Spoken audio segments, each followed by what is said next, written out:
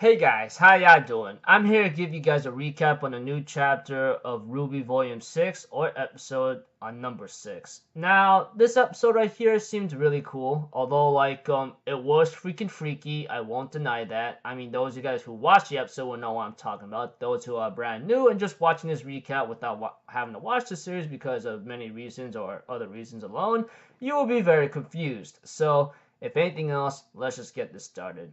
We have to that everyone is at the fire with the exception of RWBY while Crow is drinking his problems away because we all know he's a freaking heavy drinker. And Crow says that he'll wake everyone up by sunrise or something, which RWBY and everyone else decide to get to bed with the exception of the woman. And of course, Crow lost broke his promise or something, and he actually overslept too while he was drinking. I'm thinking in my mind, yeah, some kind of ridiculous bad luck charm, don't you think? You rely on someone who's been cursed and etc. But I'm pretty sure you guys might be thinking, cut Crow some slack, dude. I mean, the guy was revealed the truth, and he's been drinking his problems away, and something was very strange about this area. Which the shaman woman herself, well, I don't know why I call her the shaman woman. Well, maybe because she looks like one, and apparently it looks like to me she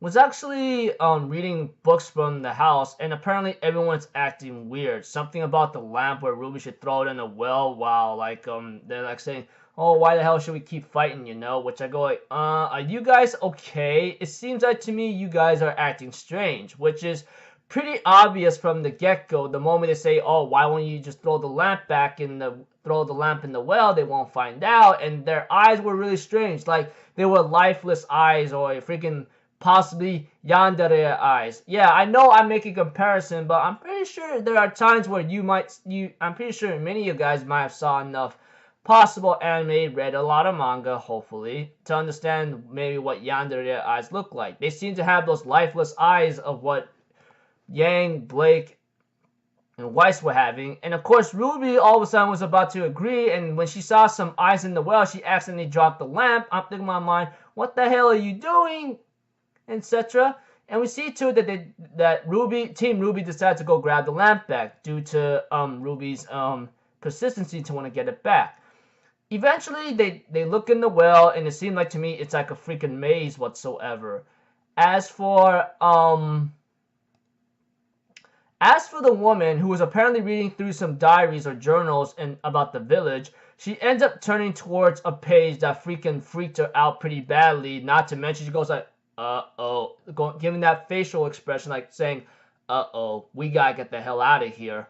And it's something called the apathy that she reached a certain page. RWBY finds the lamp thanks to Blake's glowing signal of finding it. And when RWBY looks at the very one grim that's the apathy, everyone freaked out, and RWBY tries to make the attacks on them, but it seems ineffective.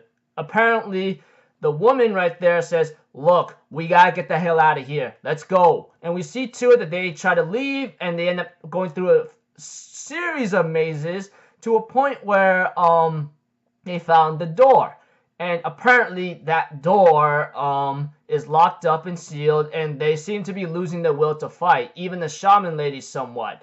I mean, I don't know why I call her the shaman lady for some reason. Maybe because she carries a cane, looks like a totem, and then she's freaking short and small, and she seems to be very, very wise. Not to mention, after realizing that RWBY had silver eyes and tries to get everyone wake up, we have to it that the old lady tells RWBY, "What color are your eyes?" And RWBY says they're silver. And the shaman lady, which I don't even know why I call her the shaman lady. I don't know why, but she ends up grabbing RWBY's head and says, "Focus. Don't focus on them. Focus on the people you care about and love. Life is precious. It's good, and it must be protected." Thanks to the shaman lady's teaching somehow, RWBY somehow uses her silver eyes and disintegrated all the grim right away, with just a blink of an eye or just the rays of its light from her eyes.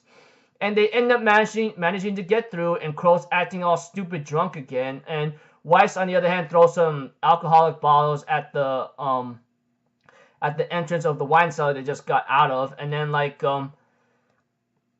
puts the entire place on fire, and then they end up having to leave right away. And Yang's bumblebee motorcycle, whatsoever, however you want to call it, and like what you say, they get on their way.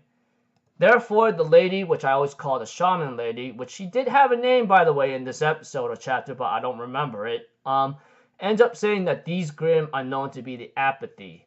They're not strong, they're not vicious, but they have some kind of aura to actually drain away your will to go on, or just your mentality, filled with a lot of negative thoughts, like you have a lot of will. Like, for example, you play a video game, you ain't gonna give up, but eventually you give up because something's like taking it away, etc., you know?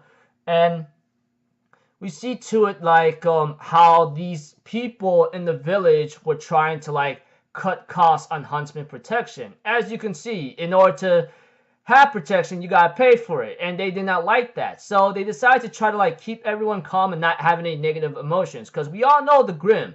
The Grimm are always attracted to negativity wherever it is, and they cause chaos. Obviously, that's what they were made for. Freaking hell, God of Darkness made them.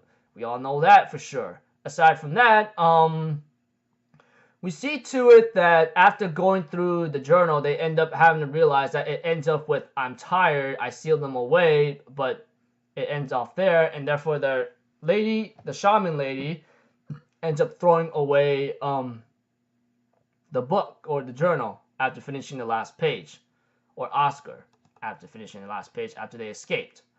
And we see to it that RWBY asked the shaman lady, like, you seem to know a lot about the Grimm, and you know a lot about my silver eyes. So how do you know what to do when you actually told me what to do? And she said, isn't it obvious? I actually had silver eyes like you.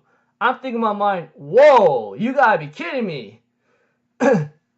But if I even think about it, it looks like to me she knew what to do and knew how to like handle it by telling RWBY what to do. So I don't know why I didn't figure it out in the in the first place when she said so, etc.